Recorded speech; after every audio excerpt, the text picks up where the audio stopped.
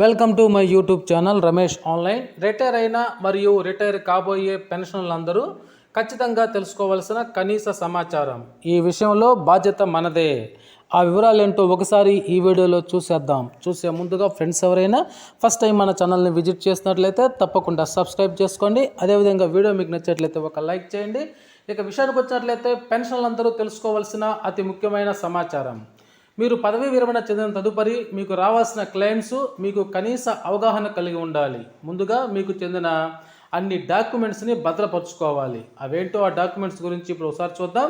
ముందుగా మనం రిటైర్మెంట్ అయినప్పుడు ప్రభుత్వం వారు మనకు ఒక నోటీస్ జారీ చేస్తారు. అటువంటి ఆ నోటీస్ కాపీ మన దగ్గర ఉండాలి. Pension proposal set, ZPPF closures, audit office నుండి వచ్చిన copy, APGLI closures set, GIS final claim, EL and HPL encashment claim, PPO copy, pension payment order copy మన దగ్గర ఉండాలి. డిటిఓ నుండి వచ్చిన కాపీ, అదేవిధంగా హెల్త్ కార్డు, ప్రతి నెల వచ్చే మన పేమెంట్ స్లిప్స్, ఆదాయ పన్ను రిటర్న్స్, సేవింగ్స్ వివరాలు, ఒకవేళ కనుక డెత్ విషయంలో కనుక అయినట్లయితే ఆ డెత్ విషయానికి సంబంధించినటువంటి కొన్ని డాక్యుమెంట్స్, ఇతర అవసరమైనటువంటి పేపర్స్ మొత్తము కూడా ఒక రిటైర్మెంట్ ఫైల్గా ఆఫీసులో ఉండాలి. అది అధికారుల కనీస బాధ్యత. ఇంకా మన బాధ్యతగా రిటైర్ అయిన తర్వాత ఏమేమి భద్రపరచుకోవాలి అనేటువంటి విషయాన్ని కనుక మనం చూసినట్లయితే పదవి విరమణ నాటి డిఏ క్లెయిమ్స్, తర్వాత వచ్చే డిఏల difference arrears, EL HPL encashment సమయంలో వచ్చేటువంటి డిఏ తర్వాత పెరిగిన డిఏకి అరియర్స్ని మనం క్లెయిమ్ చేసుకోవాలి.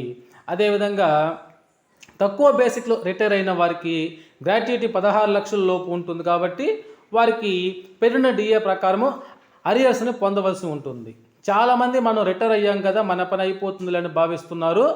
అవగాహన ఉన్నవారు ఆర్థికంగా లబ్ధి పొందుతున్నారు. కానీ చాలామంది అధికారులు మీరు బిల్స్ చేయించుకురండి నేను సంతకం పెడతా అని అంటారు.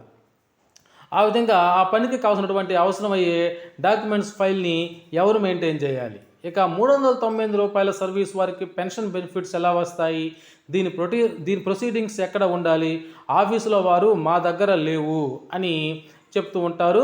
ఒకవేళ అలా చెప్పినట్లయితే ఆ బాధ్యత ఎవరిది? ఇదంతా అవగాహన లేక అవసరం వచ్చినప్పుడు ఆ రిటైర్ అయినటువంటి ఉద్యోగి అనగా పెన్షనరే ఇబ్బంది పడుతుంటారు. కావున ఈ విషయాలన్నింటి మీద పెన్షనర్లు అందరూ కూడా కనీస అవగాహన కలిగించుకొని మనమే చెప్పి చేయించుకోవాల్సినటువంటి బాధ్యత కూడా మనదే. కాబట్టి మనకు వచ్చే బెనిఫిట్స్ గురించి తెలుసుకొని ఆర్థికంగా నష్టపడకుండా అధికారులదే బాధ్యత అని అనుకోకుండా మనమే సదరు విషయాలను తెలుసుకొని ఎప్పటికప్పుడు గ్రహించి క్లెయిమ్ చేసుకోవాల్సినటువంటి అవసరము ఎంతైనా ఉంటుంది. ఓకే ఫ్రెండ్స్, ఇది ఈనాటి సమాచారము. కాబట్టి ప్రతి ఒక్కరు పెన్షన్లు కూడా ఈ విషయాల పట్ల అవగాహన కలిగించుకొని నష్టపోకుండా ఉండాలని తెలియజేస్తున్నాము. ఓకే ఫ్రెండ్స్, ఇది సమాచారం మీకు నచ్చినట్లయితే ఒక లైక్ చేయండి.